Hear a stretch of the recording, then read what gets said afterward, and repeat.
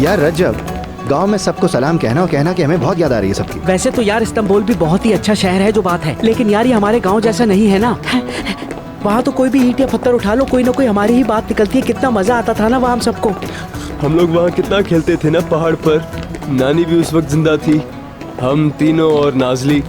फिर हम बड़े हो गए। नाजली कहाँ है? नूरजहां की नानी के घर। हाँ, मैं खुद कह देता हूँ कि मेरे गले में पत्थर फंस जाए बस। यहाँ पर तो उसकी नानी थी ना। नहीं, बहुत दूर बेकौज में। हाय, क्या बोल दिया मैंने? क्या बेवकूफ इंसान हूँ मैं कभी सहरा ना पहन सकूं। ठीक है, नानी तो गुजर गई भाई, चली गई वो।